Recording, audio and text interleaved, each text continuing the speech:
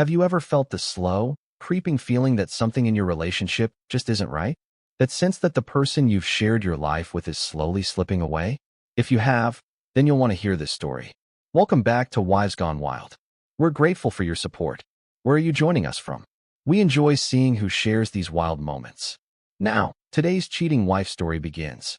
My name is Donald, and for 15 years, I thought I had a strong, steady marriage. Genevieve and I had built a life together, weathered storms, shared laughter, navigated challenges. We weren't perfect, but who is? At the end of the day, I believed we were a team. And then, something changed. At first, it was subtle, almost easy to ignore. Our conversations became shorter, filled with empty pleasantries instead of the warmth we once shared. She started staying up later than usual, her face illuminated by the soft glow of her phone screen. When I'd ask what she was doing, she'd give me a casual shrug. Just scrolling, texting a friend. I wanted to believe her. After all, everyone deserves their privacy, right? But the small things started adding up. The quiet chuckles at unreadable messages. The way she'd tilt her screen away from me. How her phone, once left casually on the table, was now always face down. And then, the late night walks out of the room when a message arrived. If you've ever been with someone long enough, you know when something is off. It's a feeling, an instinct, the kind that settles deep in your gut, telling you what your heart refuses to accept. I told myself I was overthinking it, that I was imagining things. But deep down, I knew better. Then came the moment I couldn't ignore. We had just finished dinner one evening. I still remember the way she put her fork down, took a deep breath, and looked at me with a seriousness I couldn't quite place.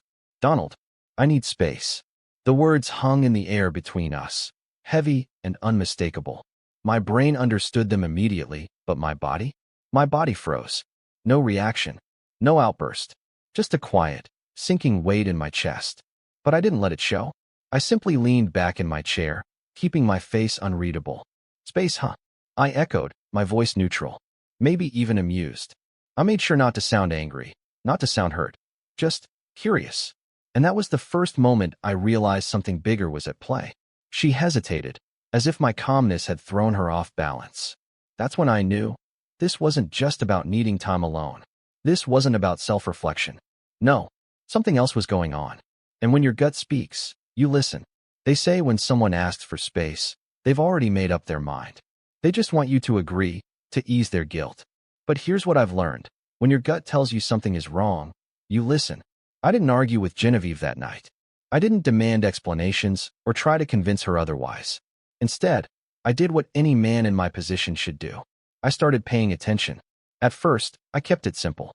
I observed. I watched the way she moved, how she avoided eye contact when I asked questions. I noticed the way her phone was always in her hand, but never in my view. The way she would respond to a message, then slip away into another room before continuing the conversation. It wasn't paranoia. It wasn't jealousy. It was instinct. And so, I started looking deeper. I checked her phone records, not obsessively, just enough to see if there were any patterns. And sure enough, a number kept appearing. Over and over. Late at night. Early in the morning. During lunch breaks. Next, I looked at her social media. I wasn't looking for dramatic confessions or blatant evidence. I was looking for the small things. The patterns. The way she had suddenly reconnected with certain people from her past. And then, I saw the name. A familiar one. Her high school boyfriend. The one she used to talk about as if their love story had been cut short, like some unfinished chapter in her life. And now, suddenly, he was back.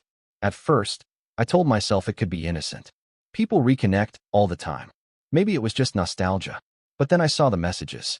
The long conversations, the late-night exchanges filled with emojis and reminiscing. The just thinking about old times texts.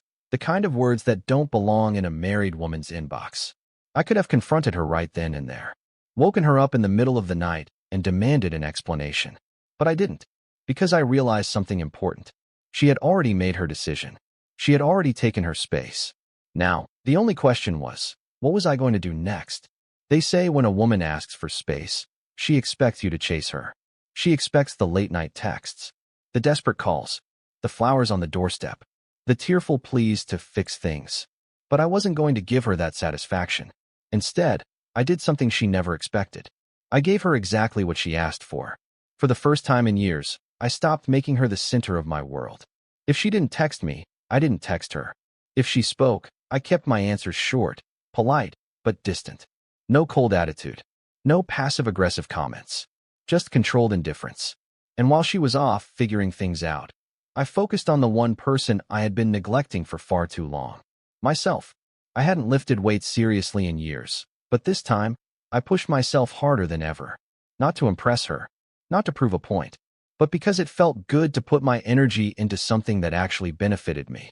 Then came the wardrobe. Out with the old, worn-out clothes she never even noticed. In with sharp, well-fitted outfits that made me feel good. Fresh haircut, clean shave. Every morning, I looked in the mirror and saw a man who wasn't waiting around to be chosen. But the biggest change? I rekindled my social life. I reached out to old friends, the ones I had slowly drifted away from because I had spent so much time prioritizing my marriage.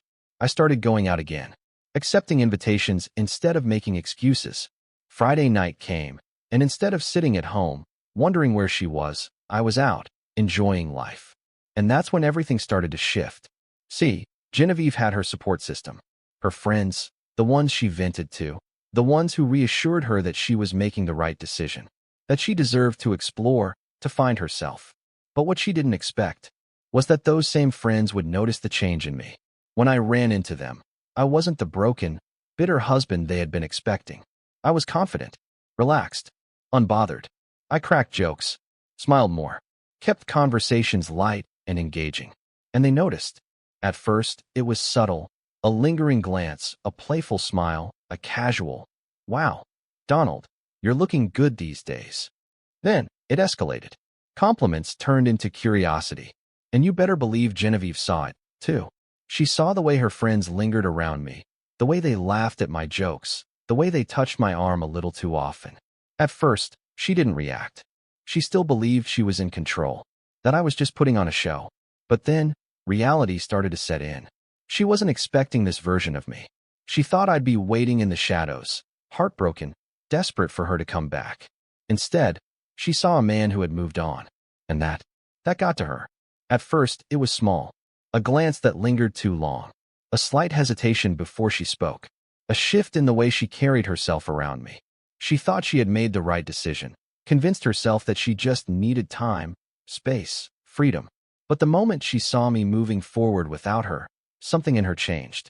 She wasn't expecting me to thrive. She thought I'd crumble. And when that didn't happen, the panic set in. It started with casual conversation. One evening, as I sat in the living room, she walked in and asked, "How was your day?" Simple, casual, as if nothing had happened. I didn't give her what she was looking for. It was good. That's all I said. No details. No enthusiasm. Just a neutral, controlled response. She blinked, waiting for me to elaborate. I didn't. I saw the confusion in her eyes, the silent frustration of someone who was no longer being chosen. She tried again a few days later. This time, she put in effort. She complimented my appearance, asked about my plans, made little comments that hinted she was noticing the new me. Then came the moment I had been waiting for. "We should go out sometime. Just us. Dinner, maybe." There it was. The invitation. The unspoken "please let me back in." I nodded. "Maybe. Let me check my schedule." And just like that, the power shifted completely. She was expecting me to jump at the opportunity, to be grateful that she was finally paying attention again. Instead, she had to sit with the same uncertainty she had once handed to me. And it killed her. That's when the real efforts began. She started dressing up more, wearing the outfits she knew I liked, fixing her hair, wearing perfume around the house. Little things, but they were obvious. She wasn't doing it for herself. She was doing it for me. And still, I didn't bite. I was cool, composed, in control. And then, one night, it happened. She finally cracked. She sat down across from me, hands fidgeting, voice softer than I'd heard in months. "I think I made a mistake." There it was. The admission, the regret, the realization that she had thrown away something she thought would always be there. She took a shaky breath. "I don't need space, Donald. I need us." I leaned back in my chair, watching her, letting her words settle between us. And then, I gave her the answer that had been sitting on my tongue for months. "I gave you space because you asked for it, but now I'm not sure I want to go back to how things were." Her face fell. That was the moment she knew. The moment she realized she had played herself. She had spent so much time trying to find something better that she never realized she already had it. But by then, it didn't matter, because I had already moved on. Back in the day, commitment meant something different. People worked through problems. They didn't run at the first sign of doubt. But what happens when someone chooses to step away? Was Genevieve truly in love with Donald, or did she just fear losing him? And more importantly, was Donald right to walk away, or should he have given their marriage another chance? This story isn't just about love. It's about self-respect. Because when someone asks for space, what they're really saying is, I want to see if there's something better. And if someone needs to lose you to realize your worth, maybe they never deserved you in the first place. Have you ever had to choose between fighting for someone or walking away with your dignity intact? Drop your thoughts in the comments below. Let's talk.